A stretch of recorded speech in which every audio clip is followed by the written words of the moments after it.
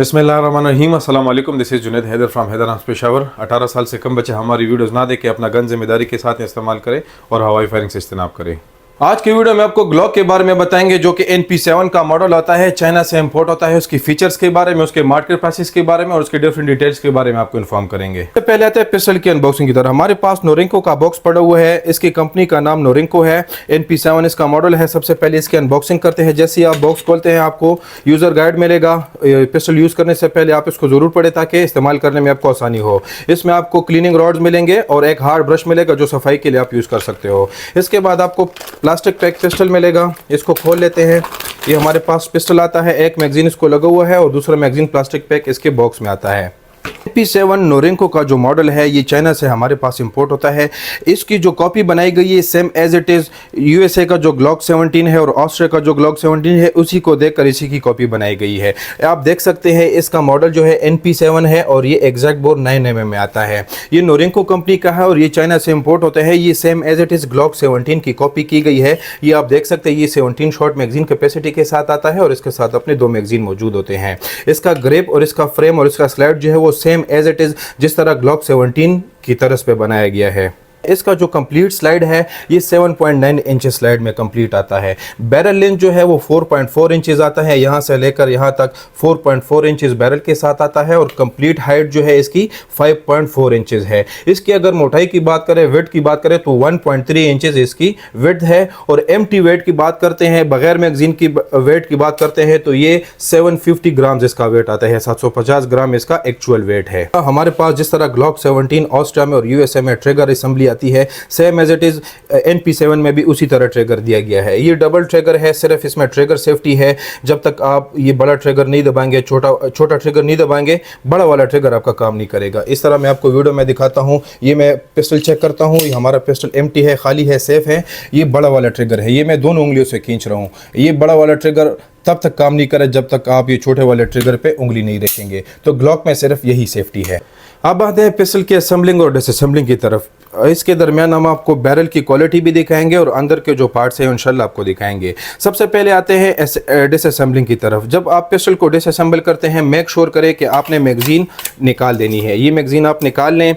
ये जो दोनों पिन है इस साइड पे भी आपको नजर आएगा और इस साइड पे भी आपको नजर आएगा। ये जो स्लाइड है इसी तरह आपने पकड़ देना है। ये स्लाइड आप थोड़ा सा पीछे पुश करें, ये वाला पिन भी नाखून से पकड़े और ये वाला पिन भी नाखून से पकड़े तो आपका स्लाइड जो है ऑटोमेटिकली आगे चला जाएगा। तो ये आपके पिस्टल की डिसअसेंबली हो गई। ये मैं गाइड रॉड निकाल रहा हूँ। ये जो गाइड रॉड है वो बिल्कुल प्लेन है। जो ग्लॉक 17 और 19 का ऑस्ट्रिया USA का आता है उसमें डबल गाइड रॉड होता है। यहाँ तक स्प्रिंग उसमें डिफरेंट होता है, लेकिन उसमें गाइड रॉड बहुत प्लेन दिया गया है। इसकी बैरल की क्वालिटी जिस तरह मैंने आपको वीडियो में मेंशन किया कि इस पिस्टल में बाकी कोई खूबी नहीं है बगैर इस बैरल की। इसका बैरल मजबूत है। क्वालिटी के हिसाब से अगर बात करें तो नोरिंको को जितने भी बैरल आते हैं, चाहे वो CF98 के हो या दूसरे पिस्टल के हो, क्वालिटी बैरल की बहुत बेहतर होती है। चाहे ये क्रोम ना हो, लेकिन जो मेटल का उनका फीम है बहुत ही हार्ड है और बहुत ही ज़बरदस्त है। फ्रेम क्वालिटी की अगर बात करें तो ये सेम एज इट इज 17 की तरह पे बना हुआ है, लेकिन इसका जो फ्रेम क्वालिटी है, फिनिशिंग भी इसकी रफ है और 17 और 19 जो ऑस्ट्रिया और USA का आता है उस जैसी क्वालिटी नहीं है। इसमें पिकेटनी रेल भी दिया गया है, इसको आप लेजर टॉर्च वगैरह लगा सकते हो और नीचे प्लेट पे इसका नंबर भी दिया गया है। इसके जो आप क्वालिटी देख सकते हैं इसमें आपको एक चमक नजर आएगा जो कि 17 ऑस्ट्रिया का और 19 USA वगैरह आते हैं उसमें जो है वो इतना चमक दमक नहीं होता। ये इसमें चमक भी ज़्यादा है और इसकी जो फिनिशिंग है वो तकरीबन ऑलमोस्ट 17 ऑस्ट्रिया और 19 उस जैसा नहीं है। आते हैं इसके असेंबलिंग की तरफ। जब आप पिस्टल को असेंबल करते हैं तो सबसे पहले आपने इसमें जो बैरल है वो डाल देना है। बैरल अपनी जगह पे चला गया। इसका जो गाइड रॉड है वो आपने इसी तरह इसको यहाँ पे इंस्टॉल कर देना है। ये अपने रेलिंग के ऊपर रखें। जब ये रेलिंग के ऊपर बैठ जाती है तो ऑटोमेटिकली ये खुद ब खुद पीछे चला जाएगा। ये आप देख रहे हैं, ये मैंने रेल के ऊपर बिठा दिया है और ये आप देख रहे हैं ये जो पिन्स है ना, ये एक टक करके आवाज़ आपको आएगी तो ये असेंबल हो जाता है। ये बिल्कुल ही आप इजीली असेंबल और डिसअसेंबल कर सकते हो। ज़्यादातर हमारे व्यूवर्स कमेंट करते हैं कि आप कौन सा पिस्टल सजेस्ट करते हैं। ग्लॉक में हमारे पास काफ़ी ज़्यादा सीरीज़ मौजूद होते हैं। इसमें हमारे पास ऑस्ट्रिया की भी है, USA की भी है, सारी सीरीज़ ऑलमोस्ट इंपोर्टेड के ग्लॉक 17, 19, 26, 43, 45, 47 सारे ग्लॉक की सीरीज़ हमारे पास मौजूद है। इसमें हमारे पास जो सेकंड प्रायोरिटी पे आती है वो ग्लॉक NP7 है और हमारे पास पाकमेट की ग्लॉक भी मौजूद है। अगर सजेशन की बात करते हैं तो जो ग्लॉक का ऑस्ट्रिया मौजूद है मार्केट में वो सबसे top of the line item है। अगर उसकी कलर की बात करें, उसकी क्वालिटी की बात करें, उसकी फिल्म मटेरियल, उसकी पॉलीमर की बात करें तो मार्केट में एक ज़बरदस्त आइटम है। उसका प्राइस मार्केट का जो चल रहा है वो तकरीबन आपको 450 460 तक आपको उसकी प्राइसेस मिल सकती है। सेकंड प्रायोरिटी पे अगर आप यूएसए का क्वालिटी रख लें, क्वालिटी ऑलमोस्ट सेम है, लेकिन अगर ऑस्ट्रिया के कलर में और यूएसए कलर में थोड़ा बहुत फर्क होता है। जो यूएसए का कलर आता है वो थोड़ा सा डार्क आता है और जो ऑस्ट्रिया का कलर आता है वो थोड़ा सा मेटालिक ब्लैक होता है। जो कि NP7 का कलर है वो बहुत ज़्यादा डार्क है और उसकी फिनिशिंग भी इतनी खास नहीं है जिस तरह यूएसए और ऑस्ट्रिया का है। अगर सजेशन की बात करें तो सबसे फर्स्ट प्रायोरिटी पे आप ग्लॉक के जो ऑस्ट्रियन सीरीज़ है, ऑस्ट्रिया के जो ग्लॉक है वो बहुत ज़बरदस्त है, चाहे वो 17 हो, चाहे वो 19 हो, चाहे वो 26 हो या 43X या 45 हो।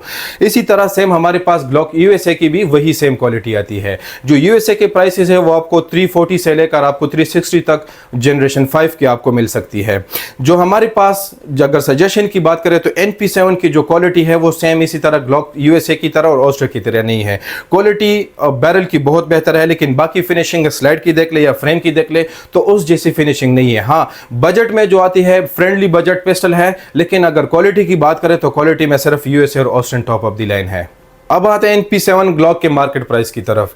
इसका जो मार्केट प्राइस है, मार्केट में डिफरेंट प्राइसेस आपको मिलेंगे, लेकिन इसका जो एक्चुअल कीमत है वो 150 से लेकर आपको 160 तक इसकी डिफरेंट प्राइसेस आपको मिल सकती है। मार्केट के हिसाब से प्राइस में डिफरेंस आते रहते हैं, 5000 ऊपर या 5000 नीचे आपको मार्केट प्राइस मिल सकती है, लेकिन NP7 का जो एक्चुअल रेट है वो आपको 150 से लेकर 160 तक आपको डिफरेंट प्राइसेस मिल सकती है। तो ये थी आज की हमारी कंप्लीट वीडियो NP7 के बारे में, उसके डिफरेंट डिटेल्स के बारे में, उसके फीचर्स के बारे में और उसके मार्केट प्राइसेस के बारे में। मजीद हमारी वीडियोस देखने के लिए, अपडेट्स जानने के लिए हमारा चैनल लाइक करें, सब्सक्राइब करें और अपने राय का जरूर इजहार करें। Thank you so much for watching.